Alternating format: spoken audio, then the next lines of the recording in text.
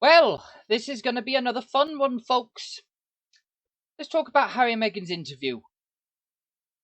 I think we know where I stand.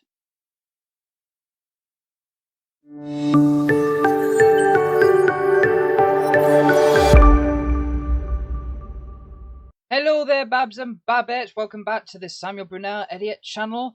Like, subscribe, and like the Facebook page in the description below.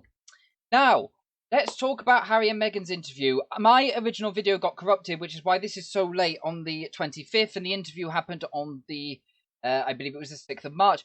So, do forgive me. But, what I'm going to do with this video, I'm going to give a few pointers. I'm going to give a few pieces of evidence. I'm also going to say my own personal opinion, okay? If you don't agree, that's fine, but this is my own personal opinion. Okay? Let me just state that now. I would also just like to state that while discussing this subject, I'm just going to give also a few thoughts throughout this. So anyway, let's crack on. Meghan, by saying that you went into the royal family naively, I would say you not only had etiquette lessons before you came to the UK, and yes, there's a lot to learn. I'm not going to state that, there is a lot to learn. But I would just like to point out that several sources have said you had an obsession with Diana. You blogged about William and Kate's wedding in 2014, saying how nice also it would be to be a princess. And you have also been to Buckingham Palace back in 1996. Insert picture here. First point. Second point. Archie's title. Back in 1917, King George V made it so that great-grandchildren of the monarch cannot have princely titles. This was due in an attempt to slim down the monarchy, similar way to Prince Charles wants to do in the future. William and Kate's children have the title as an honorary title purely because they are next in line to the throne. Archie not having a title is nothing to do with any sort of bigoted or prejudice. It is due to that protocol set down back in 1917. The comment made in regards to Archie was in a private conversation between Prince Harry and somebody else. We do not know who that person was, and there is no context given into that conversation. Okay. Now, do I believe that the royal family is bigoted or prejudiced in any sort of way? No, absolutely 100% not. I've studied this for a long time. Absolutely 100% not. I'm sorry. And can I just point out how enthusiastically Meghan was loved, and even I watched the wedding. Absolutely ecstatic about Meghan joining the royal family.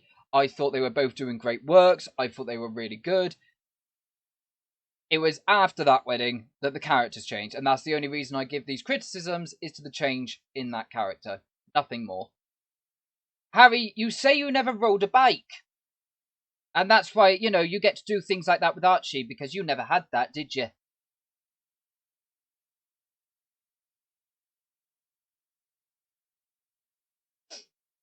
Next point. The royal family cut you off, did they, Prince Harry? Not only did your mother leave you around 30 to 40 million, your father, Charles, actually funded you for a good amount of time when you went to America to live permanently. That's taxpayer money. That was your father's own decision. Because you wanted to be half in and half out of the monarchy, the Queen said no. The Queen, Her Majesty the Queen, doesn't accept half in, half out. You're in the institution or you're out. She will not waste taxpayer money funding you to be half in and half out. And she's absolutely right making that decision. You bought a 16-bathroom mansion. Okay, and that's something we need to remember here, Babs and Babettes. This is 3 millionaires, one of them being one of the richest women in the world. Okay, that's Oprah. And Meghan being a millionaire and Harry being a millionaire. But we need to see them as totally hard done by. I'm sorry. No. You say, Harry, how William and Charles are trapped. they can leave the royal family the same as yourself. There are protocol in place to allow that to happen, and it goes to the next one in line to the throne. I would also just like to point out that William has said that he is not trapped, and he is ready and wants to carry out his duty as the next, well, after Charles, the next head of state. And William, can I just point out, has a very different take on everything you've said, Harry. It's quite obvious, and he's obviously extremely upset by what's happened. I would also like to point out that Prince William has a thing called a bit of dignity and a bit of modesty. The way I say that, Harry, when you went to that speech and did the global warming speech, yes, global warming is something we're all passionate about. We need to move to greener energies. What you don't do is lecture to people and then fly off in your private jet lent to you by Elton John, flying to wherever you need to fly. Prince William, for the past 3 years, has been working on a think tank headed by Sir David Attenborough. We knew nothing of this until recently. He did it with modesty, he did it with a bit of dignity, and he just said, look, we've set up this think tank, and this is what we want to do. He didn't lecture people, he didn't lecture the public, he just went and did it. And now he's got what looks to be an incredible company to do so, to start thinking about green energy, to really start delving into it. That's what I mean by that. Anyway, next one. And can I just point out as well, Harry, that if you're going to say that they're trapped, right? Well, why is it that you wanted to go off and be private, right? And do your own thing. That's absolutely fine. No one had an issue with you wanting to leave the royal family and have a private life, right? That was not the issue. The issue was the conduct in which you were doing it. Okay?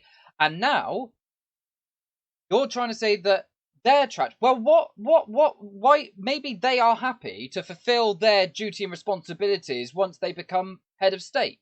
Maybe they want to do that for the people. Maybe they want to be the representative of the United Kingdom. And that's what makes them happy. In regards to the Meghan stating about mental health, now, no one is not saying that this job is not incredibly pressuring. And I am not going to dismay. I don't think you should dismiss those kind of things. So maybe she was struggling, okay? And I don't blame her. It's an incredibly pressurizing job. But then to state that nobody was helping in the Buckingham Palace, nah. They would have helped you in regards to the mental health, and they would have pointed you in the right direction. Failing that, even if they did not do that, right, which would be wrong, even if they did not do that, William and Harry have both had therapy. William and Harry are patronages of several mental health organisations. Charles himself went through therapy. There is no stigma in the royal family when it comes to this. Okay? Maybe far in the past. Not now. It's much better understood, and William has done incredible work, as has Harry in that field. But that's all I'm going to say on that one. I don't want to dismiss it. You shouldn't dismiss things like that. I would just say that there was help around, okay? And I think that if she was feeling like that, then that night they went to the Royal Albert Hall where she was in a blue sequin dress. She told Harry how she was feeling. Harry still went ahead to the event with her. My opinion is he should have said, no, we're going to stay in and we will have a heart-to-heart about this. He did not. And it's once again Meghan just throwing Harry under the bus. Because she threw him under a bus a few times in that interview. Oh, we thought he trained me all I needed to know. Basically saying, no, he didn't train me, he didn't tell me enough. That's my opinion on that. Next one. This whole wedding 3 days before the royal wedding.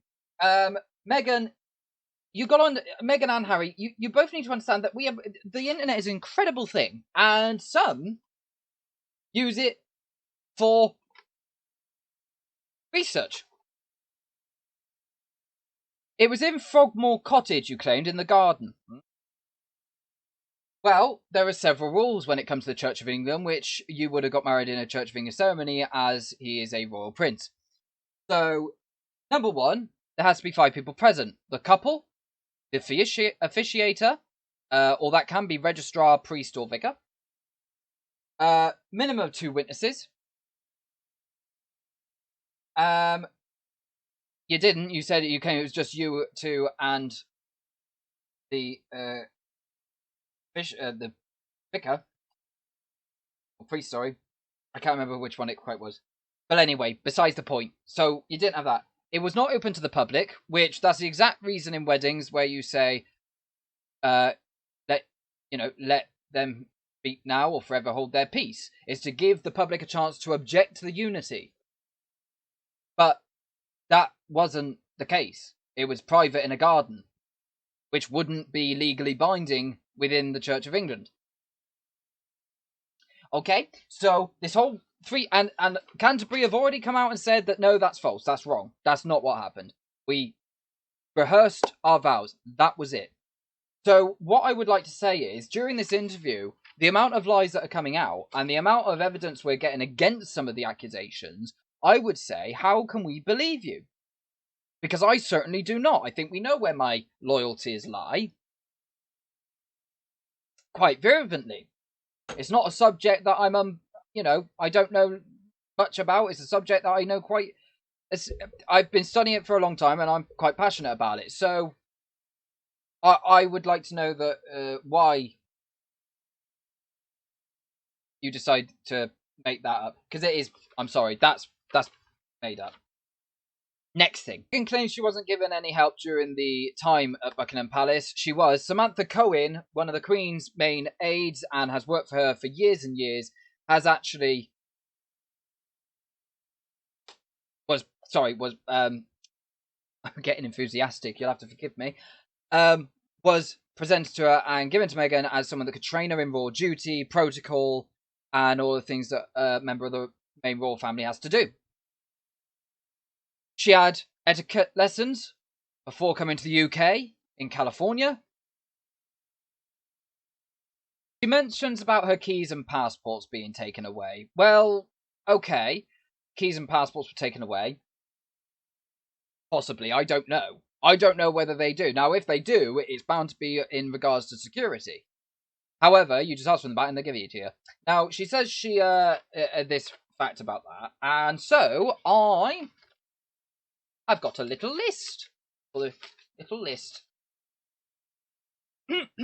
So this goes from the engagement. Are you ready? Because this could take a couple of minutes. 27th of November 2017, engagement announcement. 1st of December 2017, visit to Nottingham. 20th of December 2017, Buckingham Palace lunch. 21st of December 2017, engagement photo shoot. 25th of December 2017, Christmas. 9th of January 2018, attended radio show. 18th of January 2018, went to Cardiff Castle. 1st of February 2018, Endeavour Awards. 13th of February 2018, went to Edinburgh. 28th of February 2018, Heads Together event. 8th of March 2018, Birmingham visit. 12th of March 2018, Commonwealth Day service at Westminster. 23rd of March 2018, visit to Northern Ireland. 6th of April 2018, attended Invictus Game Trials. 16th of April 2018, event in London, lasted 4 days, each going to a different event each day. 21st of April 2018, Invictus Game Reception, also that was the Queen's birthday celebrations. 23rd of April 2018, it was a Stephen Lawrence Memorial Service. 25th of April 2018, Anzac Day Service. 17th of May 2018, wedding preparations, and again on the 18th. 19th of May 2018, wedding. 22nd of May 2018, garden party. 9th of June 2018, Troop in the Colour.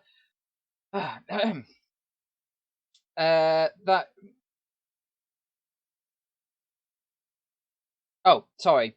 It took a minute for me to read my writing.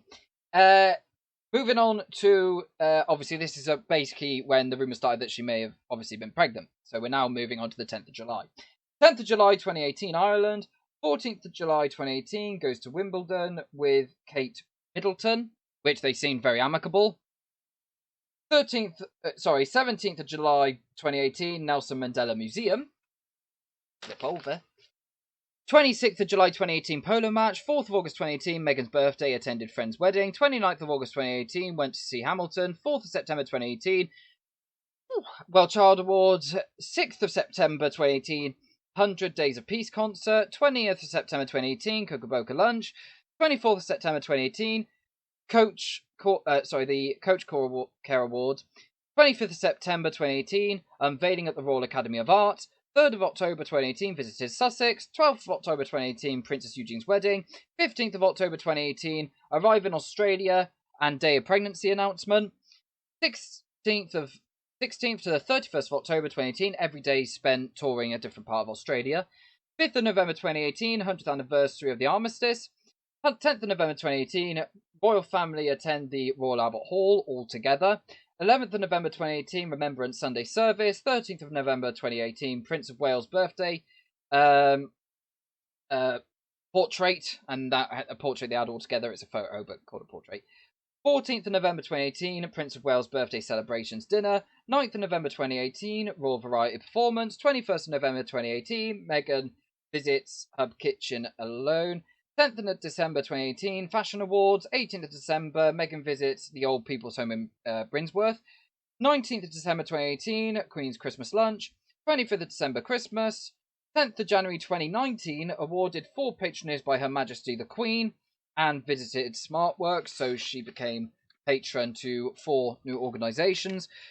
14th of January 2019, she and Harry went to Birkenhead. 16th of January 2019, visited dogs at Mayhew Centre. That night is also the night she went to Royal Albert Hall. 30th of January 2019, went to National Theatre. 31st of January 2019, association with Commonwealth University. Event. And sometime that week also went to Bristol. 17th of February 2019, Endeavour Awards. 12th of February 2019, Gala Performance. 19th of February plus 20th of February, Baby Shower Weekend in New York. 23rd of February 2019, went to Morocco with Harry for a few days. 5th of March 2019, went to Buckingham Palace. 6th of March 2019, the We Day, where Harry gave the speech regarding global warming and Generation Z. I've never done this Generation Z, Generation blah blah blah. I don't get all that, so I'm not going to do that. 8th of March 2019, International Women's Day panel. 11th of March 2019, Commonwealth Day. 19th of March, Book of Condolences for New Zealand. And the 8th of May 2019, Archie presented to the world. But you didn't leave the house for 4 months. Sorry, you left the house twice in 4 months. Now, you mentioned in regards to the press during that interview, and I am not going to stick up for the press in any way, shape, or form. I don't like them myself. I understand that, okay? Don't like the press. What I would say to that is Kate also... I'm going to show a few pictures on the screen here. It might cover my face. So you might just have my voice for a couple of seconds. But Kate also had some horrendous press when she first joined the royal family. And so did Diana. And in fact, many royals throughout the centuries, and go back to the 17th century, blimey, the press used to be diabolical towards the royal family. As in, a lot of stuff was printed. Obviously, times were different by then, and they'd make funny cartoons and stuff. But nonetheless, in modern times, let's stick to the modern times. There was bad press all over the place. There was even bad articles written about King George VI, worried that he wouldn't be right for head of state. But he ended up being one of the greatest, but I'm not going to go into that. So, no, I'm not going to defend the press, but there was also vile press put about Kate as well. So, all of this has been my own personal opinion, folks. We've seen after the interview that there's been cancellations of Piers Morgan for his own opinion. It is wrong. Stop this cancellation stuff. Stop this cancel culture. It is awful. It is genuinely awful, and it is frightening. We have to have open discussion and debate. It's as simple as that. This cancellation thing is going too far, and that's something that's really been highlighted by the interview. We've seen Sharon Osbourne defend Piers Morgan, who then gets her show suspended. It's too much. Joanna Lumley has obviously come out in defence of royal monarchy. What I would say is, with things such as this, it's... Let's put it this way. Go and have a private life, Harry and Meghan. Go and live your private life. No problem. Stop being in the papers. Stop being in the press. Stop this, They're not letting me lay a wreath at the Remembrance service. Yes, Harry, because you're half in, half out. The Queen does not allow you to be half in, half out, so you can't have a wreath at the Remembrance. It's absolutely right. But then hire your own photographer. Say, well, I'm going to do my own. I'm going to get my photographer and lay my wreath. Come on. So, I would say, go and live your private life. I mean, you've already signed up to Netflix, multi-million-pound deal, Spotify, multi-million-pound deal, Oprah. Now there's a film. What I would say to you all, anyone that's watching, please, please, please, do not take The Crown or this. I mean, we know what narrative this film's going to take. It's called Escaping from Buckingham Palace, whatever. Please, please, please do not take this as historical fact. Do not take this as historically accurate. The Crown the same. Okay? Now, if you want to do what I do, if there is I will read up on it, I will study it, then I can watch it and I can say, okay, that's accurate, however, this isn't. You can separate fact from fiction. That is the benefit of researching a subject or historical topic before watching any film or docudrama regarding it. Okay? I really recommend doing it. Now, The Crown, for season 4 especially, was I'm sorry, there are so many historical accuracies in that. This film is going to be pushing a narrative. It's going to be pushing whatever they want to push. Seriously, think critically. Okay? Look at the evidence presented for you. Now, all of this is my personal opinion. That's just what I do. That's my advice. If you don't do it, that's fine. Not a problem. Got a different opinion. Not a problem. But that is just my take on it, Babs and Babettes. It's been a bit more of a serious video, this one. However, I hope you've enjoyed it. I think we know where I stand. My King George VI video will be coming up very shortly. I hope you enjoyed this video. If you disagree, fine. If you agree, fine. But please, please, please, let's start thinking critically. Let's start thinking with a... Let's start researching into topics a bit more. Let's just stop all of this. It really gets to me. It gets to me because I can't stand it. It's gone too far. This cancellation thing has gone too far. And the volatileness of it. Now, I'm not on Twitter. But as soon as this happened, Twitter was a roar. Oh, abolish the monarchy. What do they do?